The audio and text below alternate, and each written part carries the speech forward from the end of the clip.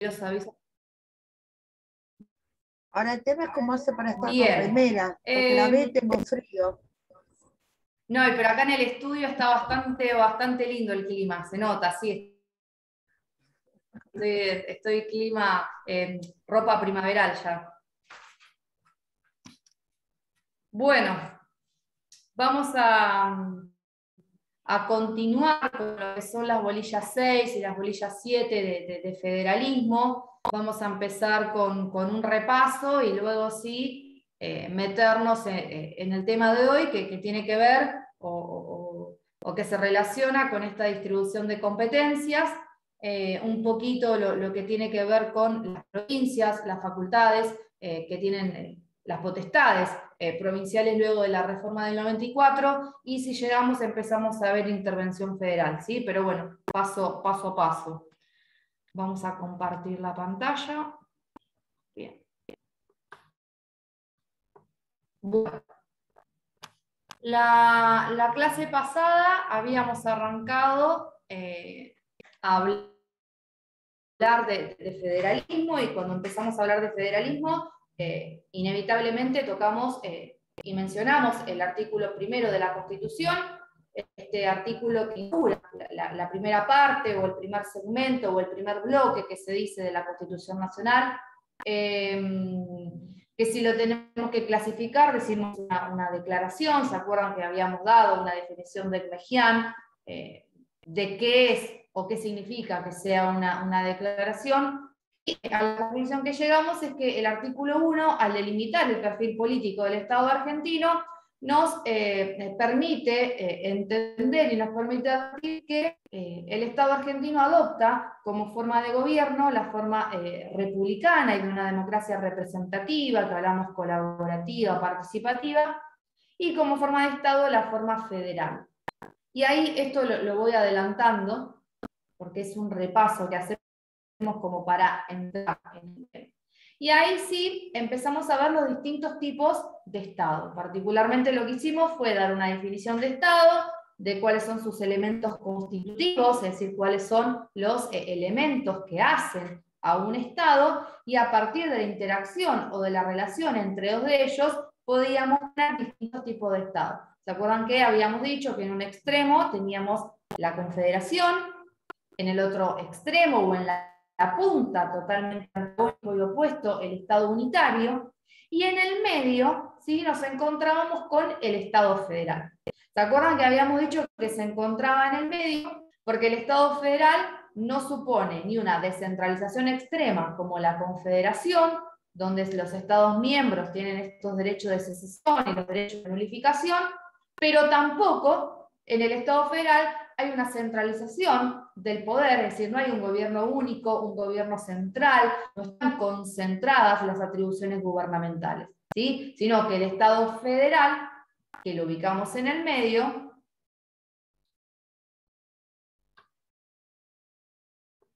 tiene, o su principal característica es que coexisten autónomos. A esos centros de poder autónomos nosotros los vamos a llamar provincias, ¿sí? A estos centros de poder autónomo, a estas unidades políticas, nosotros las denominamos provincias. Digo nosotros porque habrá en otros lugares donde se les llama, por ejemplo, cantones, ¿sí? O sea, tiene otra denominación, no es que siempre se van a denominar así, ¿sí? Pero nosotros, en el Estado argentino, estas unidades políticas, a estos centros de poder autónomos se le van a denominar provincia. Y por otro lado vamos a tener un poder soberano, ¿sí? Que es el Estado federal, el gobierno federal. Ese es el foco aglutinante del poder soberano. Y estas, bueno, habíamos hablado sobre las principales características, sobre cómo influyó la reforma del 94, en lo que se entiende es el fortalecimiento del federalismo argentino. ¿Se acuerdan que habíamos dicho que la 24.309, que es la ley que declara la necesidad de reforma, va a tener dentro de sus objetivos, así como uno de sus finalidades fue atenuar el sistema presidencialista, también lo fue la de fortalecer el federalismo? ¿sí? Y acá, digamos, la reforma del 94 lo que hace es modificar ciertos artículos, incorporar ciertas disposiciones tendientes a fortalecer ese federalismo que se entendía estaba en crisis. ¿Sí? Entonces, si uno tiene que decir, bueno, ¿qué ejemplos o cómo pretendió esa reforma del 94 fortalecer el federalismo? Bueno, yo acá les hice un punteo, ¿sí? De todas cuestiones que fueron introducidas por la reforma del 94 y que se entiende tendieron a fortalecer ese federalismo en crisis, ¿sí? Esto, digamos, son ejemplos de por qué decimos que la reforma del 94 intentó fortalecer. Digo intentó porque podemos decir que o podemos llegar a discutir si se consiguió o no el objetivo, ¿sí? Eso, por eso lo hablo como en potencial. Bueno, y acá sí ya nos vamos metiendo. La clase pasada lo que hicimos fue casi una presentación del tema, ¿no? Claramente para pasar a meterse de lleno en federalismo, primero uno tiene que entender qué es, a qué va, ¿sí? Entonces, la clase anterior lo que hicimos fue un paneo, y hoy sí vamos a entrar en temas más finos que hacen justamente a estas bolillas. ¿Se acuerdan que nosotras recién dijimos que en el Estado federal, vuelvo a la diapositiva, en el Estado federal coexisten varios centros de poder autónomos y un foco aglutinante de poder soberano, ¿sí? Esta coexistencia que nos marca esta definición del doctor Badeni va a suponer o nos va a llevar a que tenga que estar regulado cómo va a ser la relación entre el Estado federal y los estados provinciales. ¿Sí? Porque vamos a tener entonces un Estado federal, un gobierno federal y varios centros de poder autónomo que nosotros vamos a denominar provincias. Al coexistir esos centros de poder autónomo con ese centro de poder soberano, se van a dar relaciones entre ellos, ¿sí? Va a haber vínculos entre ellos. Y estos vínculos que van a existir entre ellos se pueden clasificar de tres maneras distintas, ¿sí? Entonces, cuando uno habla de las relaciones entre el Estado federal y los estados provinciales, podemos decir que existen tres tipos de relaciones. Lo que es la relación de subordinación, la relación de participación y la relación de coordinación, ¿sí? Entonces serían las tres modalidades de relaciones entre el Estado federal y los estados provinciales. Ustedes seguramente también se acuerdan que en la clase pasada hicimos referencia a una cuestión que es fundamental y que nos va a servir para entender lo que es el 121 y disposiciones similares que tiene la Constitución, cuando mencionamos que en el Estado federal se da una particularidad, y es que el Estado federal lo que supone es la preexistencia de esas organizaciones globales soberanas. ¿Se acuerdan que lo que yo les comenté la clase pasada es que en el Estado federal lo que se supone, ¿sí? Lo que se presupone es que hay una preexistencia de organizaciones globales cargadas de un poder soberano que mediante un acuerdo documentado, que en nuestro caso va a ser la Constitución, ceden parte de ese poder soberano, ceden parte de su poder. ¿A quién? A esa nueva estructura política que crean, ¿sí? Entonces,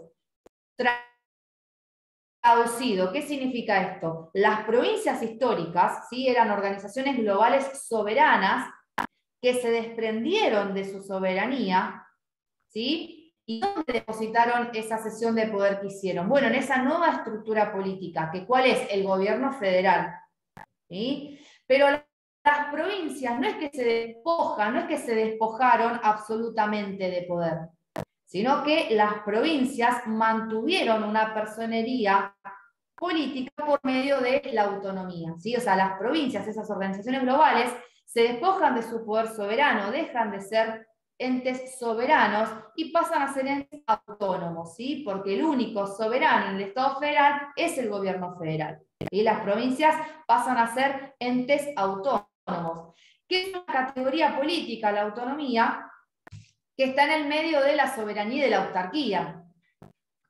¿Se acuerdan que habíamos dicho, ¿qué significaba que un ente sea soberano? A ver, vamos por el extremo. ¿Qué significa que un ente sea soberano? Recién dije que quería decir autónomo, pero dije soberano. ¿Qué significa que un ente sea soberano? Si yo digo que el gobierno federal es soberano. Que pueda gobernarse por sí misma. A ver, Leopoldo. ¿Me escucha? Que pueda gobernarse ¿Puede? que pueda gobernarse por sí misma. Bien. ¿Y qué diferencia entonces habría con un ente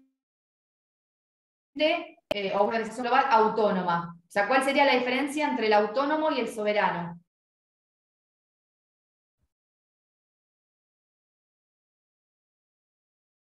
¿Alguno o alguna que pueda ayudar? Parecen más conceptos que se relacionan Hola. más que se diferencian. A ver, ¿es lo mismo decir que un ente soberano No, no es lo mismo. que autónomo? No, yo digo que tienen relación, no dije que eran lo mismo. No, claro, tal cual. A ver, habla A lo que yo es un concepto político que habla de la capacidad de ese ente. Claramente tiene relación, sí. Tiene un orden jurídico supremo. Pero que ¿qué todo. significa que algo sea autónomo, no soberano y no autárquico? A eso voy con la pregunta.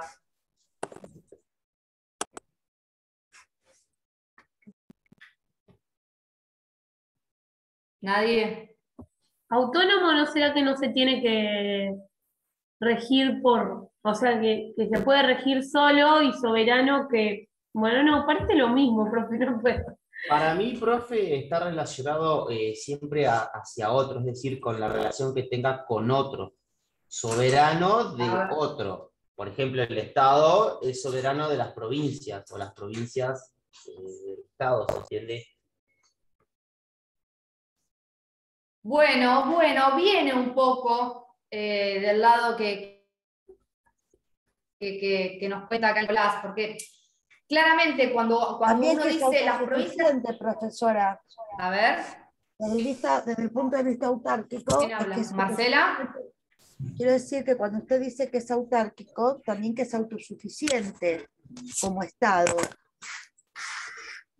Por ejemplo, desde el punto de vista legal, desde el punto de vista económico, Bien. que de él La dependen famosa... otros, por eso claramente es federal, pero cuando hablamos de soberanía, Bien. como un sistema jurídico supremo y de él dependen, más allá de que cada provincia, en este caso, tenga su propia autonomía, sí dependen de un control soberano, que en este caso es el Estado. Y es autárquico por la independencia que tiene con respecto a las provincias de su economía. El Estado abastece a las provincias, y las provincias dependen de un presupuesto que le da el Estado, pero no así el Estado de las provincias, si bien es recaudador también, ¿verdad? Sí, pero a ver si estoy equivocada, profe, estoy con la cámara apagada. Sí. Autonomía no es, hay una provincia que es autónoma, o sea, más allá de lo que le dé el Estado. No me acuerdo cuál es. Pero la autonomía puede ser porque se basa en... Todas las provincias son autónomas. Claro. No, ya Todas sé, las pero provincias son no sé cómo autónomas. explicarlo. Pero Nan, desde el que tienen una constitución provincial, todas ejercen su autonomía por Sí, igual, pero dependen de un Estado soberano y de sí, una constitución nacional, independientemente de que cada una tenga su propia constitución. Por eso por eso se habla de soberanía, me parece a mí. A ver, Nancy, ¿qué pregunta? claro, yo decía que autonomía, o sea, era por la provincia que se maneja con sus recursos, o no, nada que ver, lo tomé para otro lado yo entonces. A ver, la pregunta que yo te hago a vos, Nancy, es, ¿vos crees todas las provincias son autónomas o hay algunas que son autónomas y otras no? Esa era...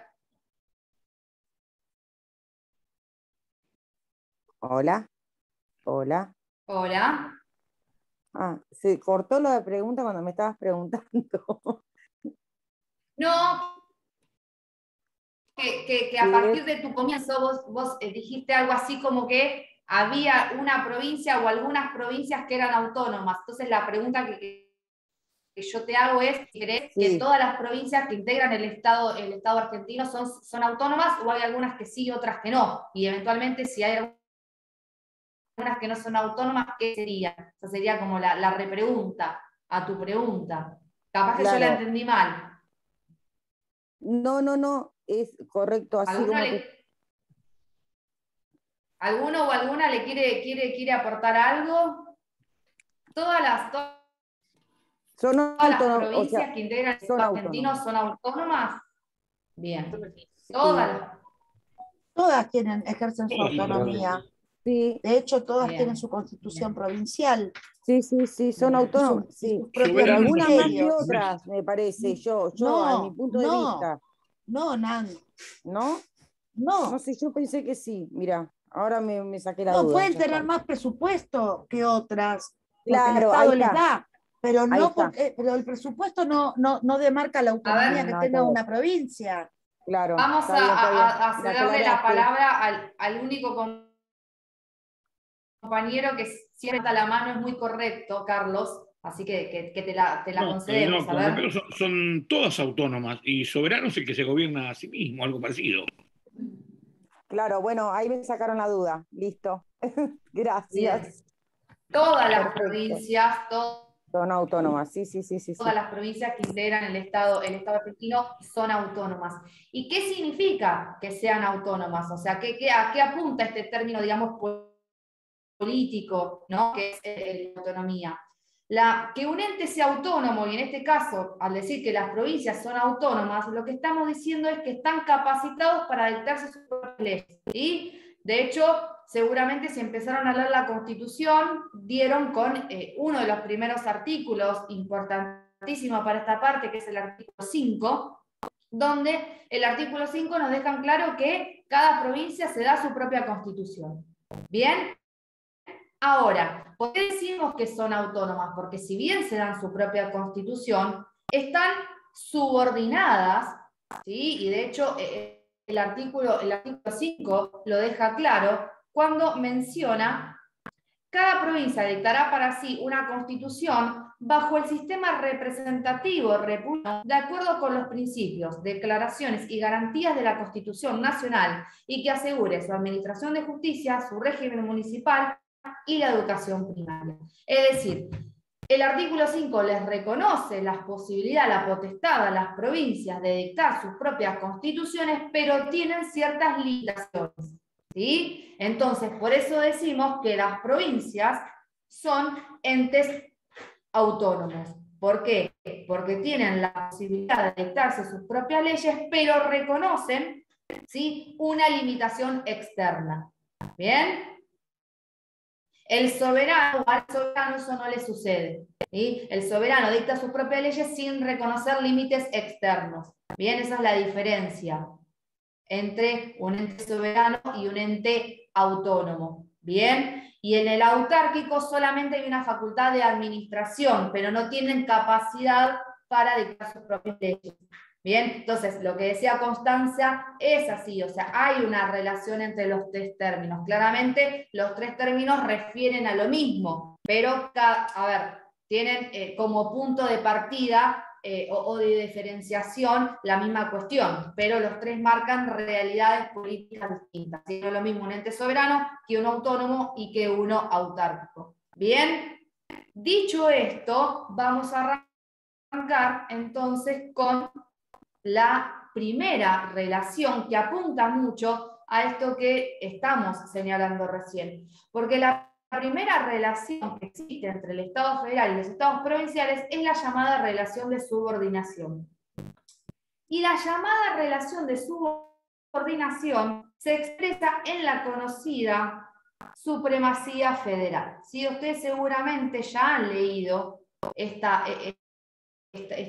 frase, ¿sí? Supremacía federal. A la relación de subordinación es lo que afirma la supremacía federal sobre los Estados miembros.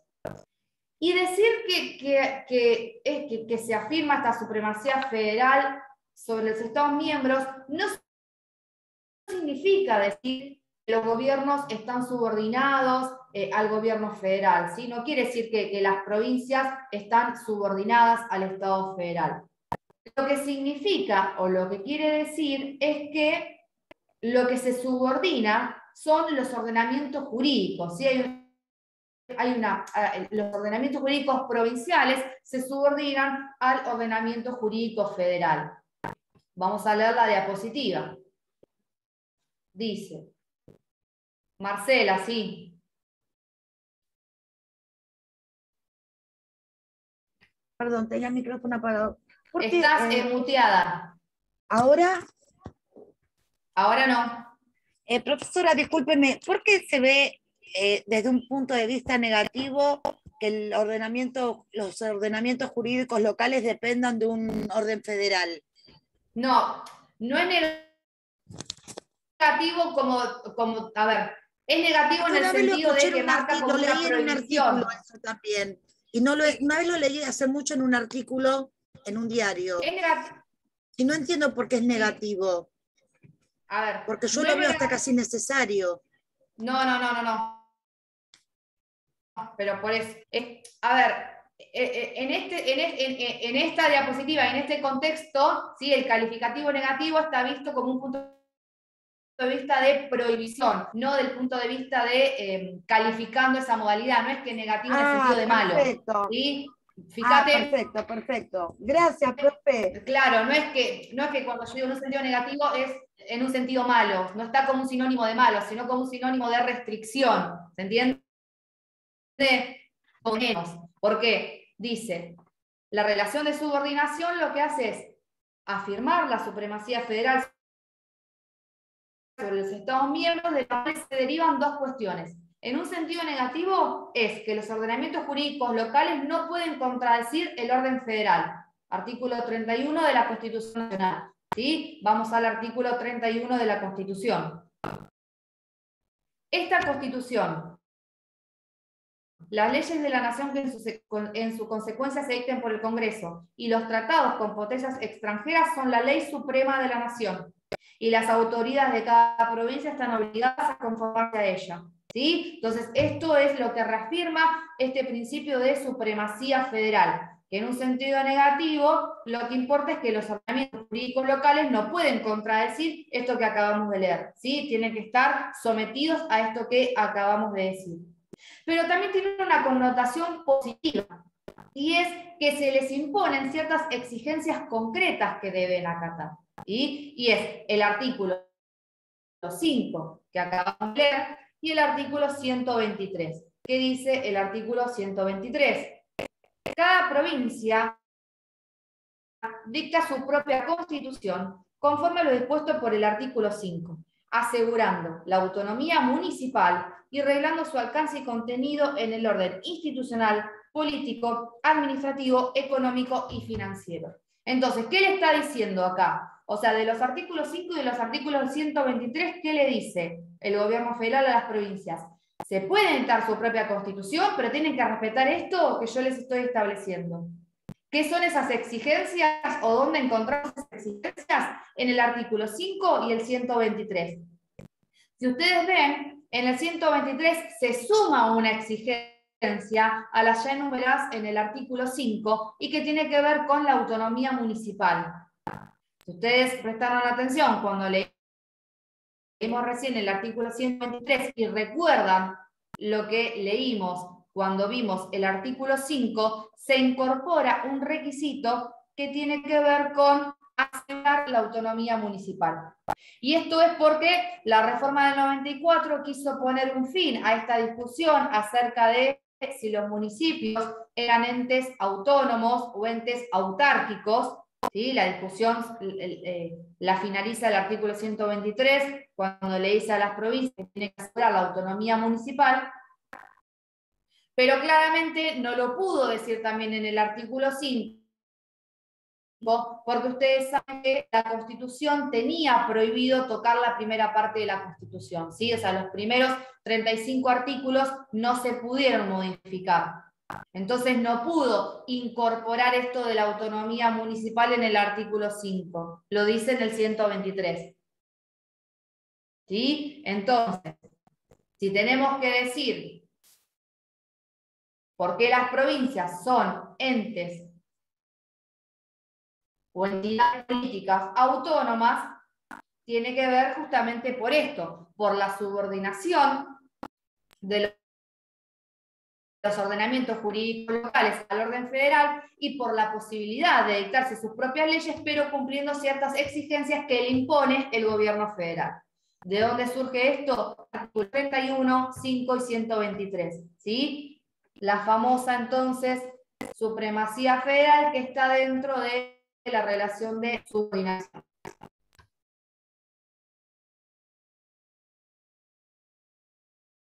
Ahora también encontramos otro tipo de relación, que es la llamada relación de participación. ¿Qué es la relación de participación?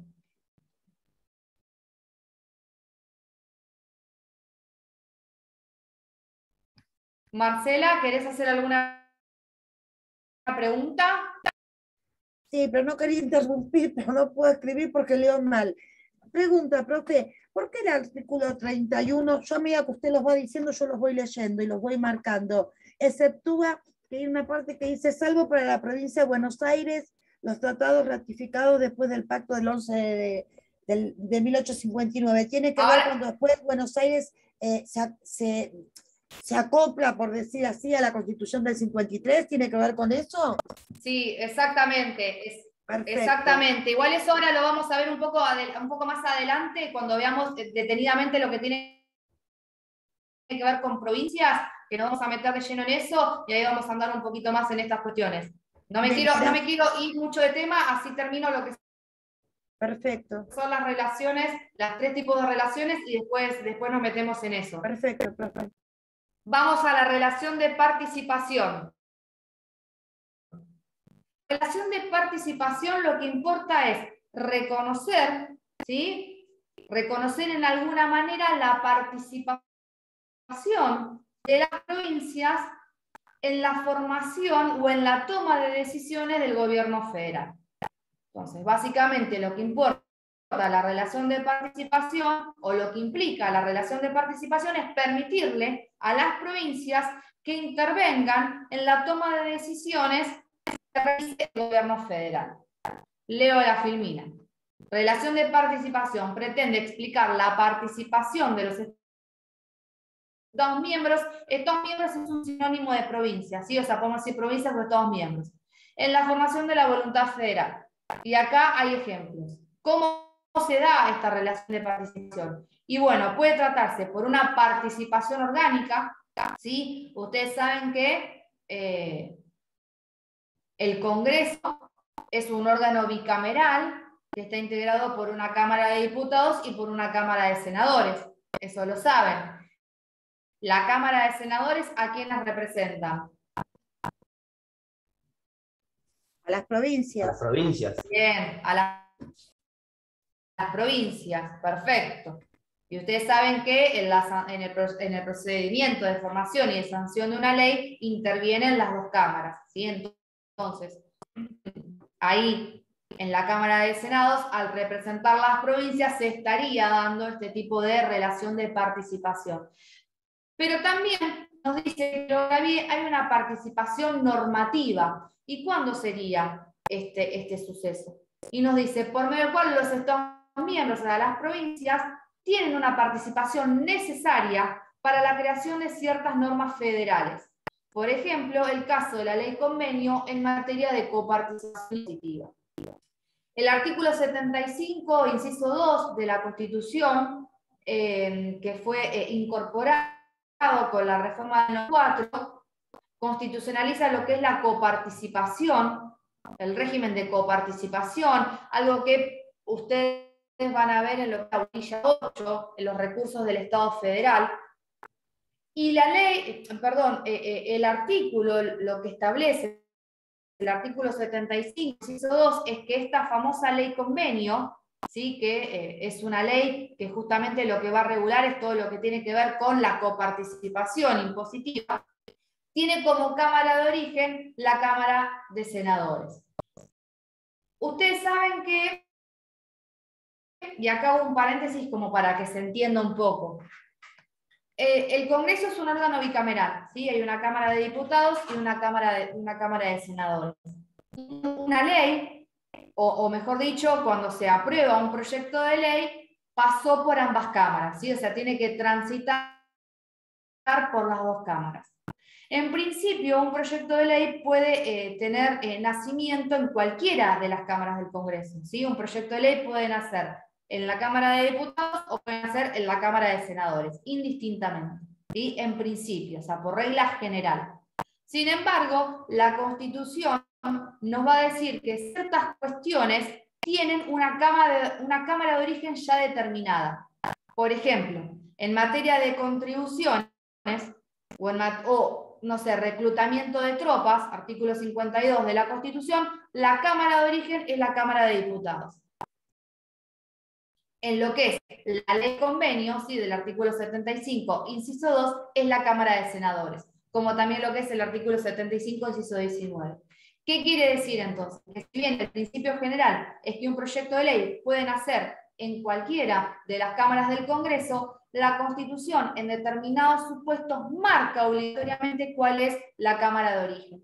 En el caso de la ley convenio, ¿sí? Que va a regular todo lo que tiene que ver con la coparticipación impositiva, que básicamente se traduce en cómo se va a repartir aquello que recaude el Estado entre el Estado y las provincias. Como es algo que claramente le importa a las provincias, bueno, la Constitución establece que el Senado va a ser la Cámara de origen. Y ser Cámara de origen, y esto lo van a ver en la segunda parte, cuando vean procedimiento de formación y sanción de la ley, no es un dato menor, ¿sí? O sea, ser Cámara de origen de un proyecto de ley te da unas ciertas atribuciones constitucionales que son interesantes, ¿sí? Como la famosa insistencia de la Cámara de origen. O sea, no es indistinto que un proyecto nazca en Cámara de Diputados o en Cámara de Senadores. Por eso lo dejo para la segunda parte. Y por último, la tercera relación, ¿sí? Que se da es una relación de coordinación. Entonces, ya vimos relación de subordinación, ¿sí? Que afirma este principio de lo que es la supremacía federal. La participación, la relación de participación, que hace referencia a esta intervención de las provincias en las decisiones del gobierno federal. Y por último nos queda la relación de coordinación. ¿Qué significa la relación de coordinación? La relación de coordinación a lo que apunta es a la distribución de competencias, ¿sí? A la distribución de facultades, a la distribución de potestades entre el Estado federal y los Estados miembros. La relación de coordinación lo que supone es establecer bien qué es lo que puede hacer cada ente, es decir, qué es lo que puede hacer el Estado federal, qué es lo que pueden hacer las provincias. Y acá en la relación de coordinación, y yo lo que traté es de ser bastante detallista, porque puede ser abrumador cuando uno tiene que estudiarlas. ¿Por qué? Porque hay bastantes clasificaciones, es decir, la distribución de competencias se pueden clasificar de muchas maneras. Entonces, lo que yo traté es, primero, de establecer los tipos de clasificación y después darles ejemplos, ¿sí? Para meter dentro de esas clasificaciones y ver si de esa manera se entiende mejor. La base de esta relación de coordinación, ¿sí? La base de este tipo de relación, la va a dar el artículo 121 de la Constitución. El artículo 121 de la Constitución establece: las provincias conservan todo el poder delegado por esta Constitución al gobierno federal y el que expresamente se hayan reservado por pactos especiales al tiempo de su incorporación. Esta es la base, ¿sí? De lo que hace a este tipo de relación que existe entre las provincias y el Estado federal.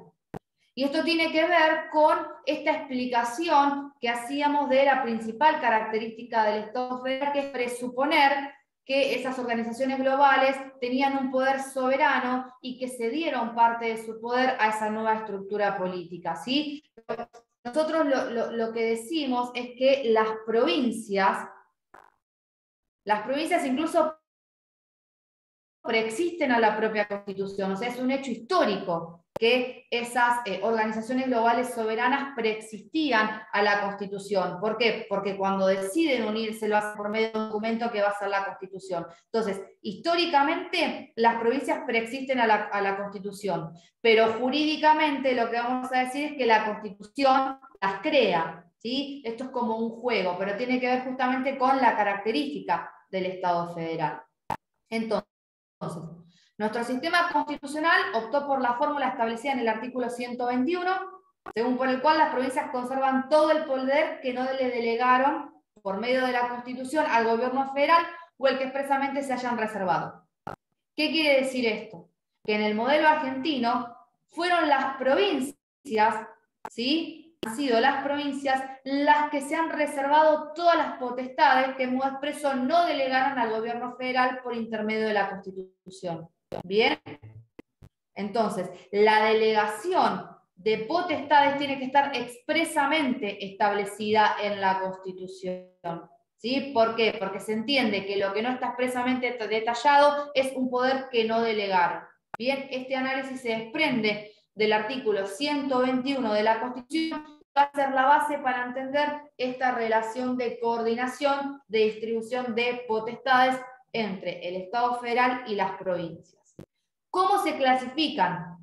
Y acá es donde les digo que traté de ser lo más prolija posible para que se entienda mejor, o mejor dicho, para que lo puedan estudiar mejor.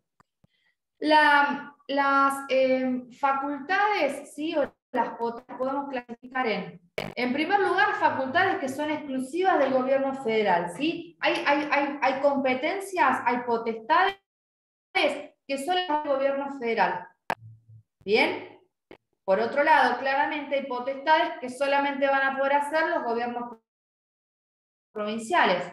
¿Bien? Después van a haber facultades prohibidas, facultades que van a estar vedadas ya sea al Estado federal o a las provincias.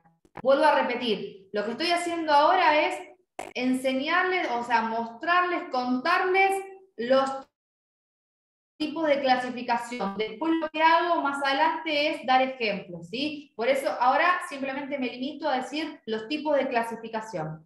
Facultades exclusivas del gobierno federal, facultades exclusivas de los gobiernos provinciales, facultades prohibidas, facultades concurrentes, ¿sí? Lo que significa es que pueden ser cometidas, pueden ser ejecutadas tanto por el Estado federal como por los estados provinciales.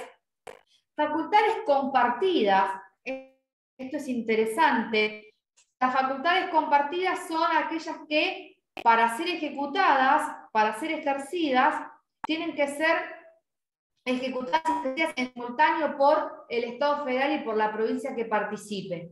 Ahora vamos a ver un ejemplo. ¿Sí? Pero la diferencia entre facultad concurrente es que la facultad concurrente puede ser ejecutada, puede ser regulada, puede ser ejercida, tanto por uno como por otro. En la compartida tienen que ser ejecutadas por los dos. Bien, ahora vamos a ver un ejemplo, pero no es lo mismo concurrente que compartida. Y después tenemos facultades excepcionales, que son aquellas que en principio están vedadas, pero que excepcionalmente, de manera extraordinaria, pueden ser ejercidas. Bien, esto entonces son los tipos de clasificación. Tal vez se encuentren más, no creo, pero estas, digamos, son las clasificaciones que pueden darse tomando en cuenta cómo se pueden distribuir las potestades entre el gobierno federal y los gobiernos provinciales. Sí, Carlos. Mira, cuando el gobierno central, digamos, les pide esos superpoderes, las provincias están delegando ciertas atribuciones al gobierno que le correspondería a las provincias al gobierno federal. Esa ley de superpoderes que siempre se emergencia. No, pero eso es otra cosa. Ah. Eso no es otra cuestión. no tiene que ver a esto. O sea, el gobierno federal nunca va a poder ejecutar o nunca va a poder atribuirse algo, un poder que las provincias no le cedieron. Eso que vos decís, frente a emergencias sanitarias, frente a emergencias económicas, ¿sí? Lo podrá habilitar a ejercer algo que en principio tiene prohibido, por ejemplo, no sé, imagino el Poder Ejecutivo, ¿no? Que no puede emitir disposiciones de carácter legislativo. Bueno, frente a una situación de emergencia económica sanitaria podrá dictar un DNU, un decreto de necesidad de urgencia, ¿sí? O sea, va a poder, esa situación extraordinaria habilitará en este caso un poder a ejecutar algo que en principio le estaría prohibido, pero no tiene que ver con esto que ahora estamos diciendo, ¿sí? Claro, en ese caso son leyes o que puede dar el Estado sin pedirle autorización al Congreso, eso sería lo que claro, pero siempre sobre potestades, claro. Sí, Nicolás, ¿vas a decir vos? Sí, había leído un poco y se me ocurre un ejemplo de las facultades compartidas y puede ser con la creación o posibles creaciones de nuevas provincias donde se tiene que poner de acuerdo, Sí. por ejemplo, esa provincia y el Estado federal. Exactamente, es el ejemplo por excelencia de facultad compartida. Sí, por eso ahora yo, por eso lo que les hice fue primero como marcar las clasificaciones y después traer ejemplos porque me parece que es más clarificador. ¿Se acuerdan que le dije? Como primera clasificación eran atribuciones exclusivas del Estado federal. Entonces yo acá les menciono algunas de las atribuciones que posee el Estado federal, ¿sí? El gobierno federal.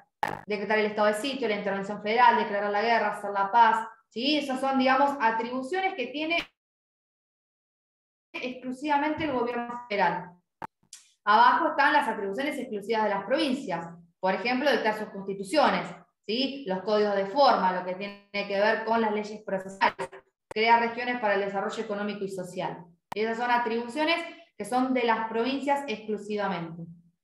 Atribuciones concurrentes, estas que se acuerdan habíamos dicho, simultáneamente o podían realizarlas una u otras. Por ejemplo, y esto lo van a ver ustedes en la bolilla 8, crear impuestos indirectos internos. ¿Sí? Esto, cuando vean bolilla 8 y coparticipación y recursos del Estado federal, lo van a entender mejor. Acá lo que nos mencionó Nicolás, ¿no? Como ejemplo de facultad compartida, lo que tiene que ver con la creación de nuevas provincias. ¿Sí? Ahora vamos a volver sobre eso cuando dentro de unas diapositivas veamos provincias. Atribuciones prohibidas a las provincias, lo que son los artículos 126 y 127. Atribuciones excepcionales del gobierno federal. Acá, por ejemplo, esto que nos está un poco lo que nos adelantó Carlos, ¿no?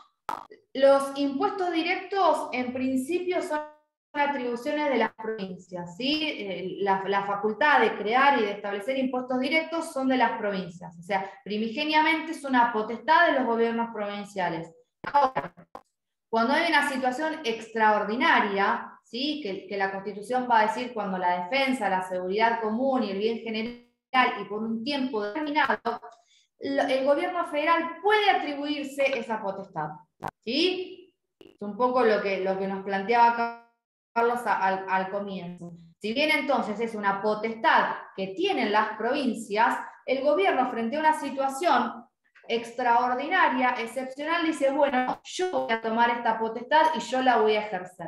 ¿Sí? La Constitución marca que tiene que ser por un tiempo determinado y que tiene que estar en juego la defensa, la seguridad común, el bien general. Después podemos llegar a cuestionar y a debatir si eso sucede o no cuando el Estado se atribuyó la potestad. Pero bueno, en principio se trataría de una atribución que tiene prohibido o que tiene vedado el gobierno federal, pero que la Constitución excepcionalmente le permite ejercer. Como por ejemplo, desde el lado o desde el punto de vista de las provincias, también tienen una potestad que en principio les está prohibida, pero que pueden atribuirse, que son el dictado de los códigos de fondo. La Constitución nos dice que los códigos de fondo y de derecho común, ¿sí? Como el Código Civil y el Código Penal, la atribución para su dictado compete al Estado federal, ¿sí? Al gobierno federal. Ahora, la Constitución nos dice que eventualmente, si eso no sucede, las provincias lo podrían dictar, ¿sí? O sea, es una atribución en principio vedada a los gobiernos provinciales, pero que excepcionalmente se le atribuye la potestad. Entonces, a mí me pareció que lo mejor era la manera que lo dejé en las diapositivas, ¿no? Primero, clasificar, decir a qué apunta cada una de estas clasificaciones y después dar ejemplos. Eso me pareció a mí la mejor manera o la manera más didáctica para poder entender. Cada uno lo podrá hacer y lo hará de la manera que le resulte, ¿no? Pero a mí me pareció que esta manera era lo más práctica, incluso visualmente, para entenderlo, ¿no? Porque si no es como una ensalada de atribuciones, una ensalada de facultades, de competencias, y para que ustedes las puedan entender y digerir, me parece que, o yo recomiendo en el momento de su estudio, lo hagan haciéndose un cuadro, un mapa conceptual, lo que sea, pero no intenten de memoria estudiarse atribuciones, porque se van a confundir, ¿sí? Bien, vamos a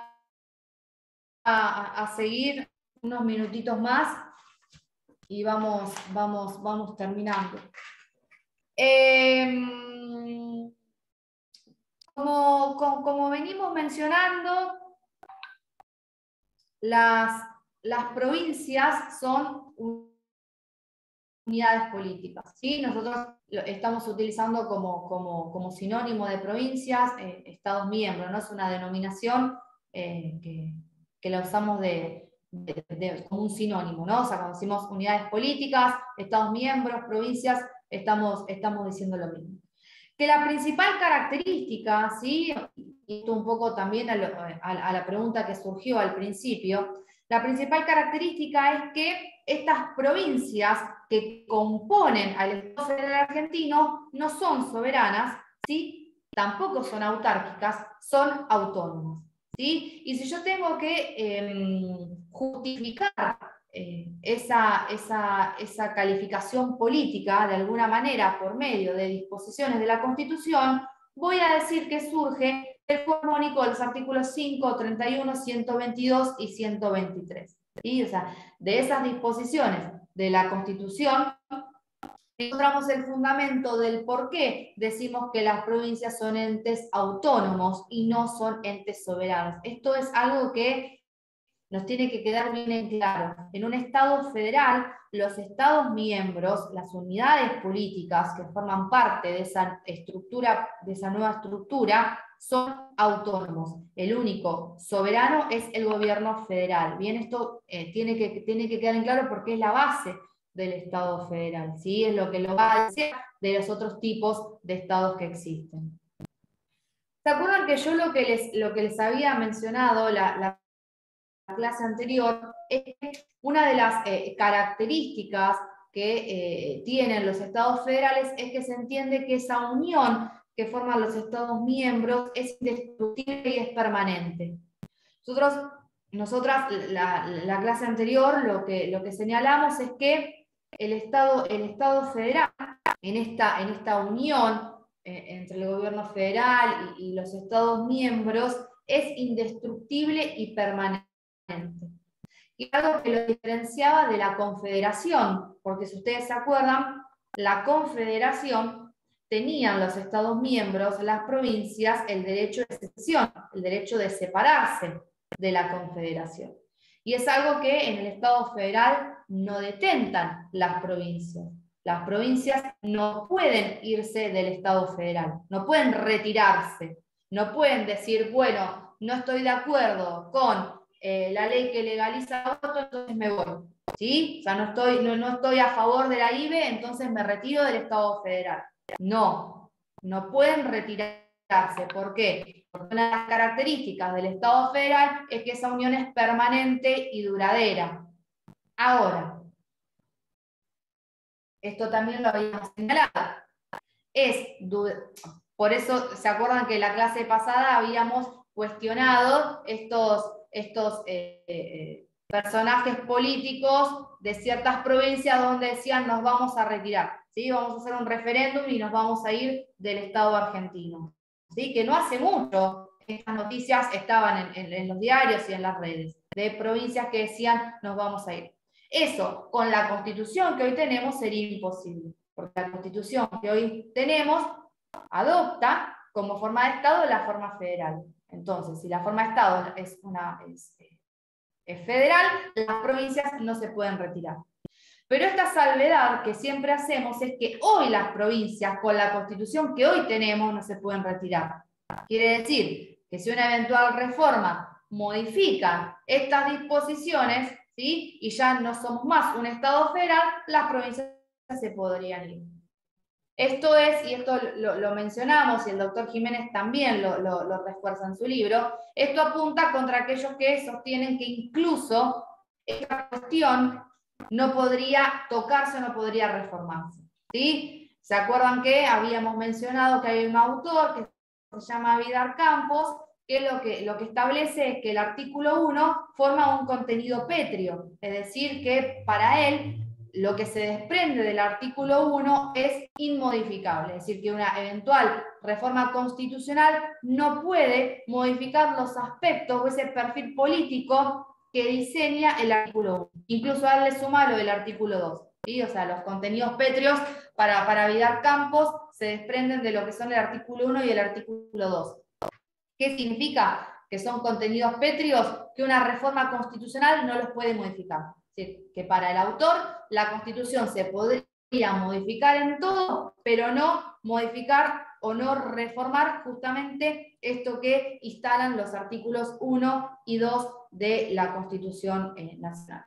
Claramente la mayoría de los autores señalan que eso es errado, incluso si uno lee el propio texto de la Constitución, el artículo 30 nos dice que la Constitución se puede modificar en todo o en parte, ¿no? O sea, el propio texto de la Constitución habilita a que eso suceda.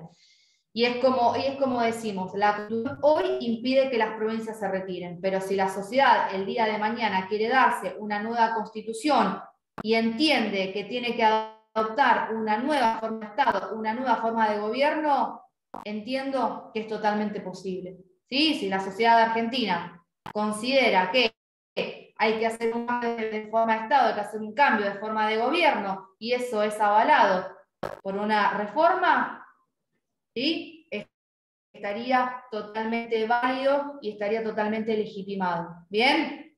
Pero entonces, la Constitución, hoy como está, no permitiría que una provincia se vaya de ella. ¿Por qué? Porque las provincias no gozan, no detentan lo que es el derecho de secesión, como sí pasa en un Estado confederado.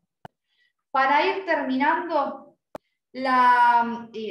voy a parar acá y la clase que viene seguimos con un repaso de provincias y nos metemos en intervención federal. ¿Sí? La clase que viene continuamos con provincias y con intervención federal. Pero antes de... Sí, Marcela. Ese es mi hijo, porque le da vergüenza preguntar si esto lo va a subir al campus. Así es. Bueno, creo gracias. Me dijeron que ya está subido. Ya está subido. Ya. Ah, está. Sí, Yo no está pude subido. entrar, chicos. Gracias. Si alguno me lo puede mandar en el grupo, se lo agradezco, porque yo no pude entrar a mi campus. Con esto termino. Vieron que siempre vuelvo para atrás, y eso está bueno para ir fijando lo que venimos hablando. Yo les comenté que la reforma del 94 pretendió fortalecer el federalismo argentino mediante la incorporación o la modificación de ciertas disposiciones. Uno de estos ejemplos, ¿sí? que apuntan. Bueno, Carolina, sí, ya está subido. La clase pasada me habían dicho que ya estaba en el campus. Uno de estos ejemplos que damos cuando decimos esto acerca de la reforma 94 tiene que ver con el artículo 124 de la Constitución, un artículo claramente incorporado con la reforma de 1994.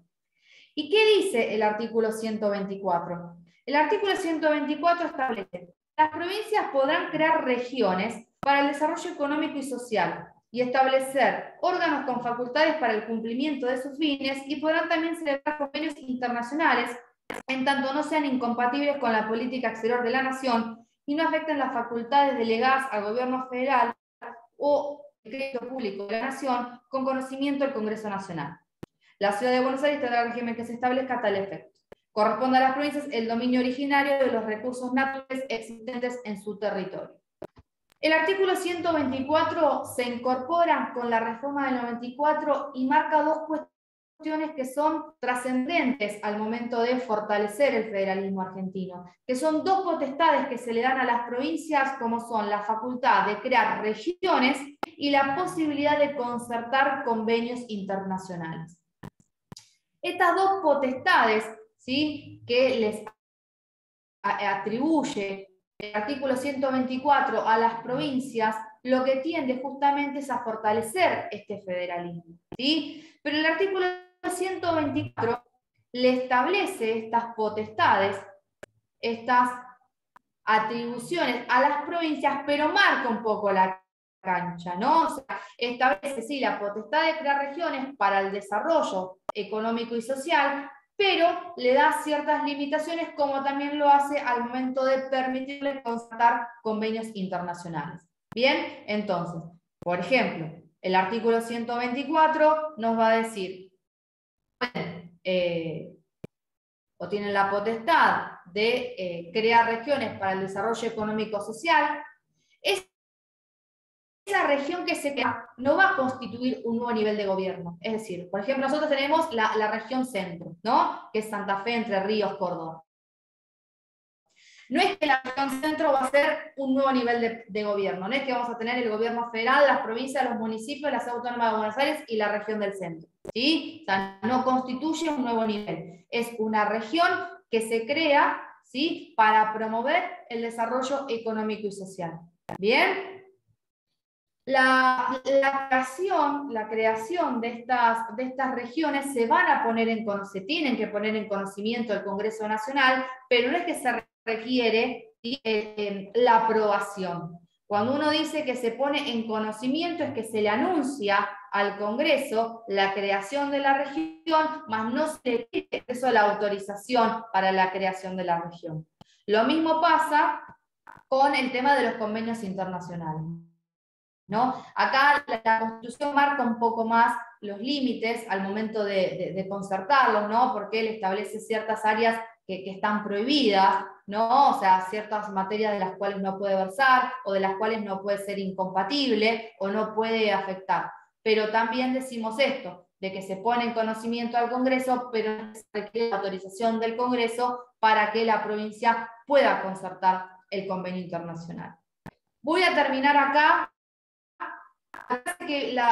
Para la clase que viene meternos o hacer un repaso de provincias, meternos en constituciones provinciales, que es lo que nos va a dar el puntapié para empezar a hablar de intervención federal, ¿sí? ¿Por qué? Porque para hablar de intervención federal, de lo que es la gran garantía federal, primero tenemos que tener en claro este juego que hace al dictado de las constituciones provinciales, ¿sí? Entonces hay que tener en claro bien el artículo 5 y el 123 para poder entender el artículo 6 de la Constitución. Bueno, vamos a terminar acá. Como les vuelvo a decir, cualquier duda me lo pueden escribir al campus o me lo pueden escribir a mi mail, no sé si se los pasé o no, pero digamos como afinar estos canales de comunicación me parece que son bastante interesantes, así que no duden si hay alguna duda, si hay algo que no se entendió y quieren desentradarlo en la semana y no esperar hasta el miércoles, los recibo bienvenidos a todos los mensajes. Terminamos acá, seguimos la clase que viene. Ya les digo, por si quieren ir leyendo, vamos a volver sobre provincias, constituciones provinciales y entramos con intervención federal. ¿Bien? Bueno, esperemos que mejore este clima. Buenas noches, profesor. Nos vemos. Gracias. Hasta luego. Buenas noches, profe. Hasta luego, Chao, profesora. hasta luego.